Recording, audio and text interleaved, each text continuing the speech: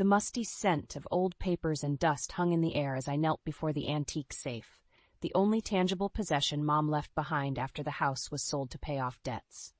With trembling hands, I entered the code from her battered journal and heard the tumblers click open, revealing the truth that would shatter my world forever. Stacks of envelopes and documents spilled out, each one a heavy, damning weight in my hands. Photos of a strange woman and children I didn't recognize. Bank statements detailing exorbitant withdrawals and transfers to offshore accounts. It was all there, the undeniable proof of my father's betrayal. No, it can't be, I whispered, fingers tightening around the papers until the corners crumpled. Maya squeezed my shoulder, eyes wide with disbelief. Sloan, what is all this? The words caught in my throat as reality slammed into me like a freight train. My dad's constant business trips and excuses for working late, it was all an elaborate facade concealing his double life while he drained our family's assets. As I rifled through the documents, fury blazed within me, burning away any remaining doubt. He had been lying to us for decades, while living it up with some mistress and their children, leaving us in poverty when Mom got sick. That Bass? Maya's curse was cut off by the crinkling of an aged envelope tucked beneath the pile. Mom's elegant handwriting adorned the front, the last words she left for me before cancer stole her voice forever. My dearest Sloan, if you're reading this, it means the worst has happened. I tore it open with shaking hands and read the letter, hot tears streaking my face. It contained all Mom's suspicions about Dad's shady activities, her desperate pleas to uncover the truth and protect what little we had left from his greed. He ruined everything. I choked out, slammed the letter to the floor. Let him have his precious money and perfect second family. I'm going to take back what he stole from us and Mom. The fire of righteous vengeance burned in my chest, fueling a determination that wouldn't be extinguished until Warren Harper paid the price for his unforgivable sins. Maya met my blazing gaze, her expression hardening with grim resolution. What do you need me to do?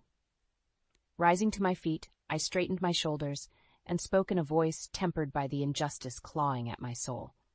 First, we need to find out everything we can about Dad's secret life. Bank accounts, property, all of it. We're going to bleed him dry, just like he did to us. I would stop at nothing to dismantle the very foundation of lies he built his life upon. If taking away his wealth and status was the only way to hurt him, that's exactly what I would do. Warren Harper wanted to play make-believe as a doting husband and father? Fine. I would be the one to administer a devastating wake-up call, using his own damning evidence against him. Gathering the documents into a box, I felt the weight of Dad's sins like an anvil.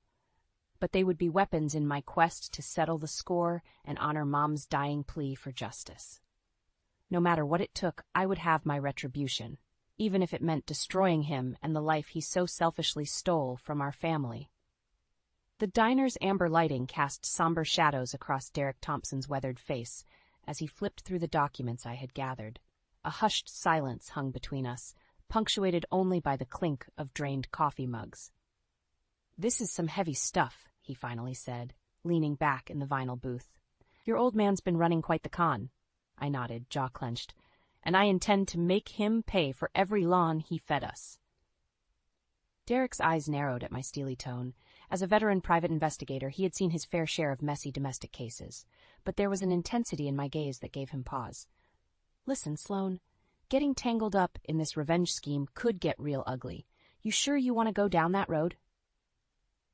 "He took everything from us," I snapped, slamming my palm on the table. Embers of Mom's dying anguish flared within me.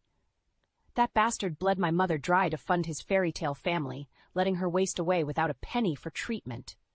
Derek held up a placating hand, unfazed by my outburst. "I get the desire for payback, believe me, but going nuclear on this won't bring your mom back." My fingers dug into the tabletop, desperation burning in my chest. Then what choice do I have? Just let him live his perfect life after betraying us like that? Sorrow flickered across the PI's face as our eyes met in an intense standoff. Finally, he sighed, raking a hand through his thinning hair. "All right, kid, I'll help you nail this scumbag to the wall, but we play this smart. No cowboy stunts or sending out any unverified info, got it?" Relief washed over me. With Derek's expertise, I could unearth every last secret and ensure Warren's carefully constructed facade crumbled to dust. A faint smile played across my lips. Deal. So where do we start? Over the following weeks, Derek and I pored over every shred of evidence, identifying bank accounts, properties, and shell companies, all meticulously hidden by my father's intricate money trail. With each discovery, the full scope of his deception became more staggering. I seethed as photos of the younger, dark-haired woman plastered on vacation snapshots filled my screen. Her delighted smile beside my father's happy countenance was like a viper's strike to my heart. "That's Michelle Sanders," Derek said gruffly. "A former employee turned live-in mistress, by the looks of it." White-hot rage licked at my nerves as I studied the images of her and the two children, my vile half-siblings born from my dad's ultimate betrayal. Aching memories of Mom's endless sacrifices to keep our small family afloat battered my mind like a relentless gale. How could he? My voice trembled with scarcely restrained fury. A heavy hand squeezed my shoulder, jerking me from my spiral of anguish. Derek's voice rumbled with firm insistence. "We're going to crucify this piece of work, Sloan. I promise you that. But you've got to keep your head in the game, you hear?" Steadying my ragged breaths, I gave a terse nod. He was right. Losing myself to rage now would only sabotage my mission. I steadied my resolve, determined to unleash a cold, calculated vengeance. Every uncovered asset, every financial maneuver linked to Michelle and her brats, it would all become the noose to hang Warren Harper with his own greed. Tears burned at my eyes, this time ignited by the fire of retribution rather than sorrow. One way or another, he would answer for his sins against our family. I would make certain of it. The address burned in my mind like a brand, the home my father had bought with the spoils of his betrayal. My knuckles turned white as I gripped the steering wheel, barely registering Derek's concerned glances. "You sure about this, Sloan? Getting up close and personal with the other family is playing with fire." I swallowed hard, anger and disgust churning in my gut. I need to see it for myself, to look into the eyes of the lives he chose over us. Derek grunted, recognizing the steely determination in my voice. We pulled up to the stately two-story colonial, its pristine exterior mocking the dysfunction lurking within. My breath caught as Michelle exited the front door, ushering two young children into a spotless SUV. Though years younger than Mom with expensive highlights, her pastel sundress and manicured nails showcased a clear life of comfort and luxury, everything my mother was denied. Fury seared through me at the injustice. This was the woman who had seduced my father, the home-wrecker who enabled his depravity without a second thought for his other family's well-being. Derek squeezed my arm, pulling me from my rage-filled reverie. "Easy there, kiddo. Stay frosty." Nodding tersely, I willed my emotions into an icy reserve as Michelle climbed into the driver's seat. Before the engine could turn over, a teenage boy emerged from the house, my half-brother Lucas. I instinctively shrank lower in the seat, drinking in every detail of the stranger who shared my DNA.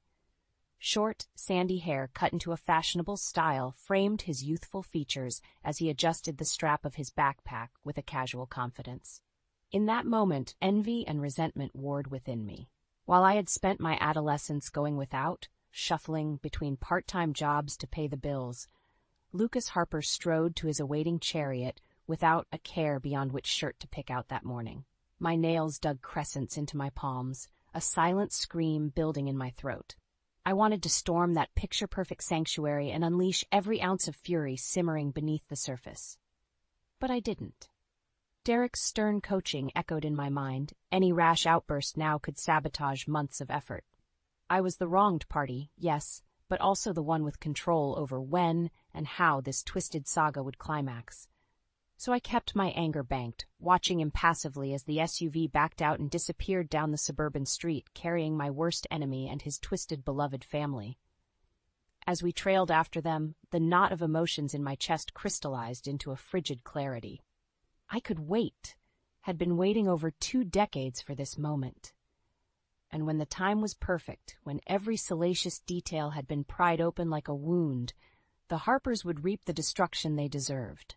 No more delays, no more secrets, just the burden of their sins laid bare.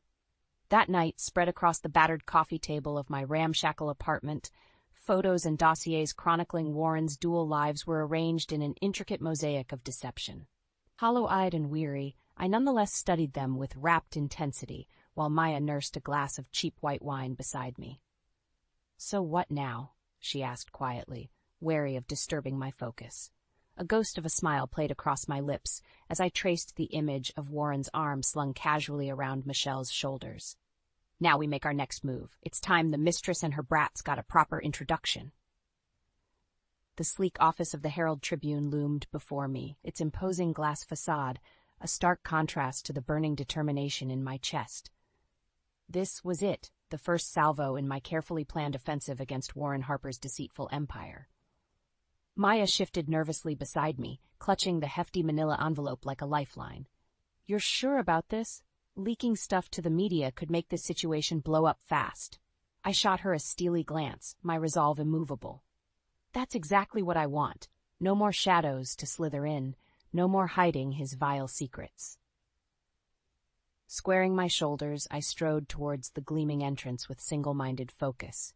It's time for the truth to see the light. The rhythmic clack of my heels echoed through the lobby as I approached the front desk. A bored-looking intern glanced up from his phone with a half-hearted greeting that died on his lips at my glacial expression. "I need to speak with your investigative reporters. Immediately." It wasn't a request. Any timidness he may have felt evaporated as he took in my stern countenance. Stammering an obligatory, "One moment," the hapless intern scurried towards the editorial bank of offices. Minutes later, a tanned, immaculately dressed woman with the unmistakable air of a veteran journalist strode towards us. Sharp brown eyes appraised me with the calculating gaze of a hunter scenting its prey. "Amelia Knowles," she said by way of introduction, extending a hand. "I'm the Herald Tribune's senior editor. My colleague mentioned you have something that might pique our investigative team's interest." A faint smile played across my lips as we shook. "You could say that." The next hour was a dizzying tempest as Maya and I systematically unveiled the evidence we'd compiled. Tax records, property deeds, salacious photos, all intricately laying bare the sordid details of Warren's double life. My voice was an unwavering cadence as I spelled out every lurid detail, from his embezzlement and fraud to the calculated betrayal of his wife and child. Throughout the debriefing, Amelia's expression remained infuriatingly impassive as she scrutinized the documentation with a critical eye. When I finally fell silent, the rapid cadence of my heartbeat thundered in my ears like wardens awaiting the final reckoning. A heavy exhale shattered the tension as the reporter lifted her gaze, eyes glinting with the faintest hint of admiration. "This is huge. Frankly, I'm amazed you were able to compile all of this without getting caught." Her ruby lips quirked in a wry smirk. "The depths this poor bastard's going to be raked over the coals if even half of this pans out." She trailed off, gaze shifting speculatively back to me. "I have to ask, what's your stake in all this? You're clearly not just some concerned citizen." My jaw clenched. The embers of fury banked low in my core, flaring white-hot as I met her stare unflinchingly. "Warren Harper is my father," I said, each word biting and precise. "That evidence details how he defrauded my family, robbed us of our life savings, and lived a double life as his 6 side pieces sugar daddy while my mother wasted away." Amelia's brows arched in surprise, but I pressed on, savoring the exquisite anguish beginning to claw at my soul. "He's about to learn that no secret, no matter how deeply buried, stays hidden forever." My gaze bored into her with an intensity that would brook no argument. "I want you to crucify the bastard in the court of public opinion, make him a pariah so reviled that the world spits on his name." Despite her seasoned composure, the editor's throat bobbed in a slight gulp as the gravity of my request settled over her. After a tense heartbeat, she gave a solemn nod.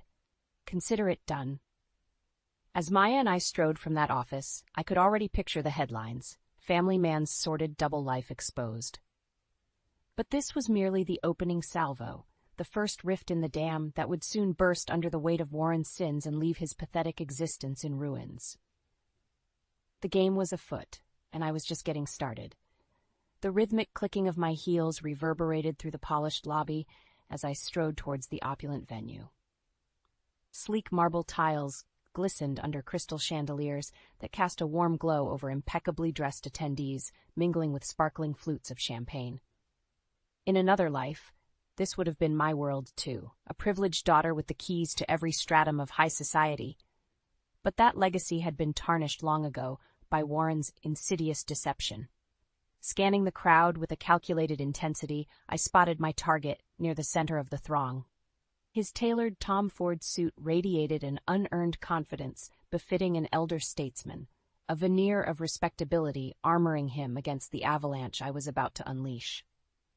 For nearly a month since our damning exposé, Warren had weathered the public firestorm with the arrogant nonchalance of a man who believed himself bulletproof.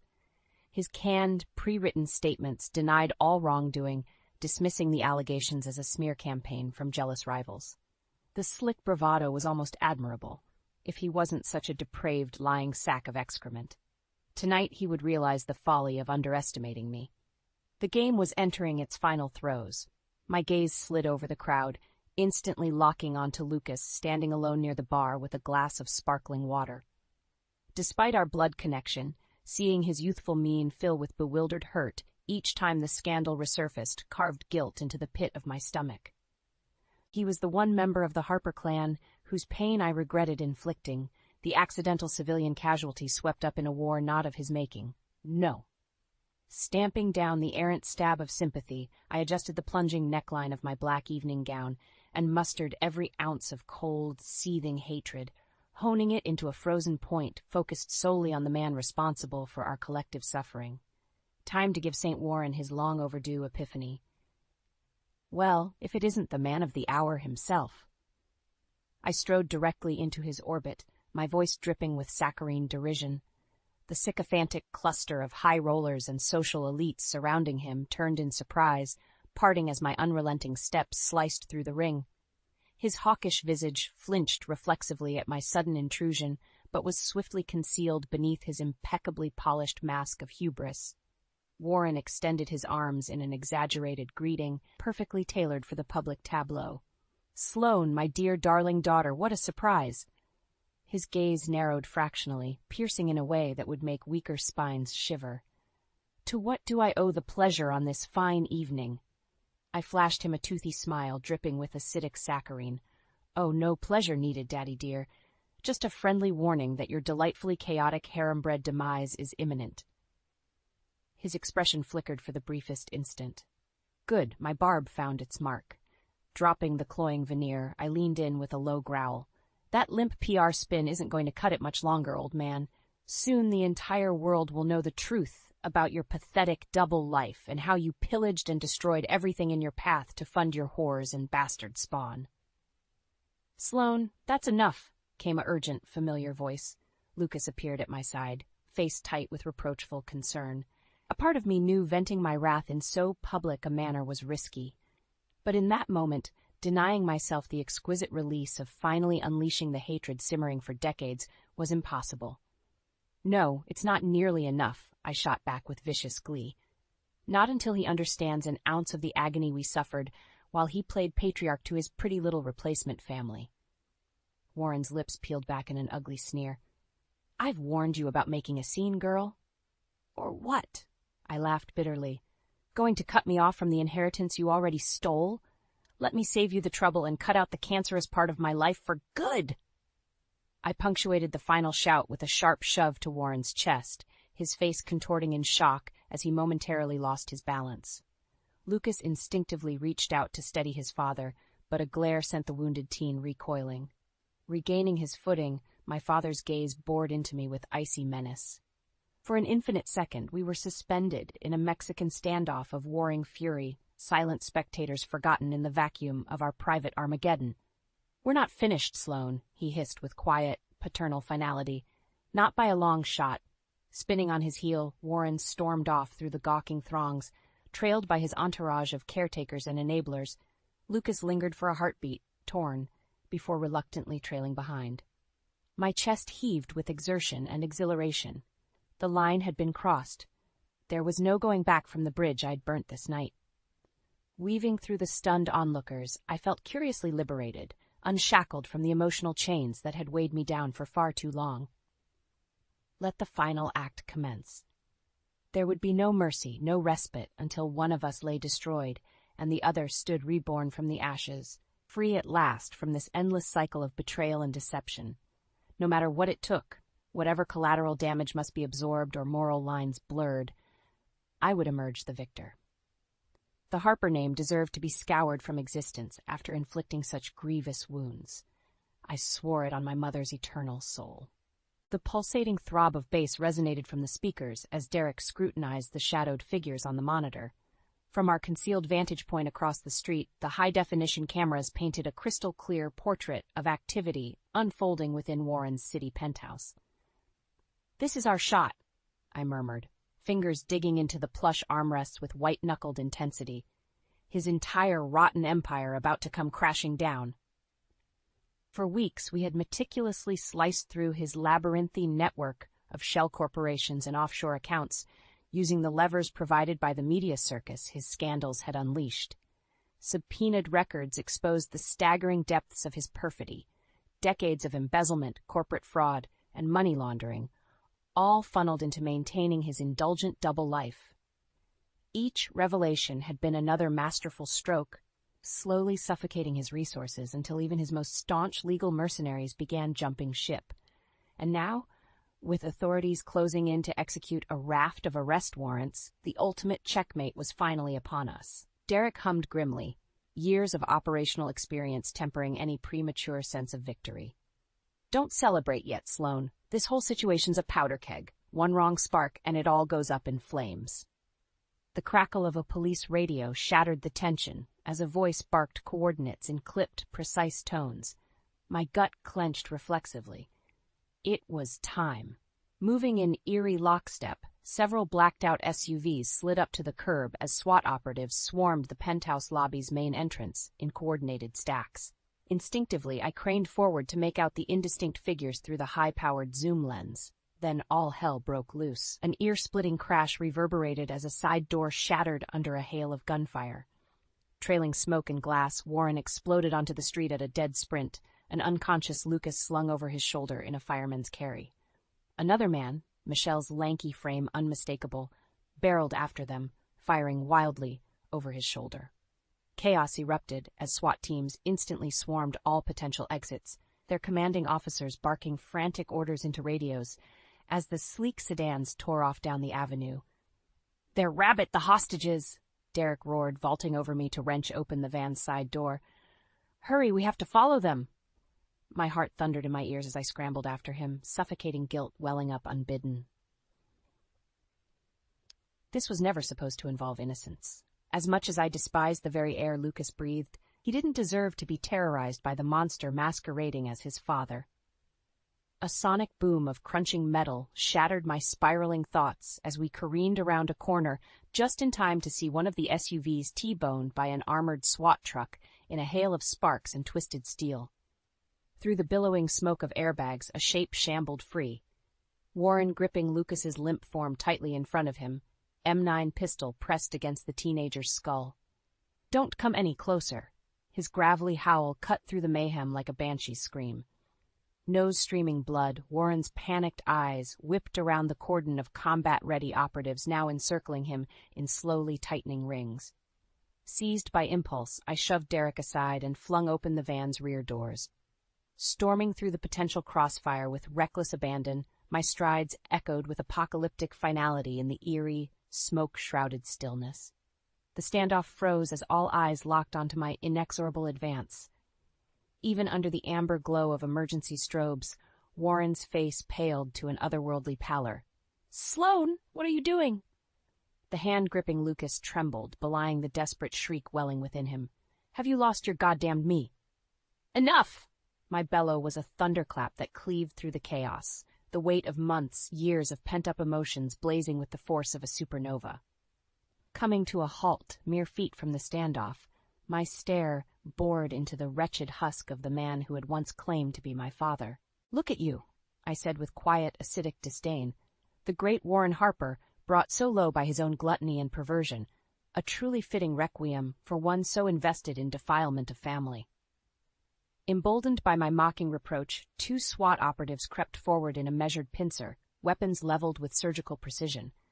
With a guttural roar of impotent fury, Warren savagely swung Lucas in front of him once more, the muzzle now digging brutally into the teen's sweat-soaked scalp.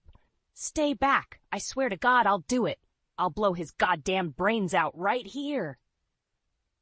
The words ricocheted through the vacant air, a final desperate bid by a rat backed into an inescapable corner.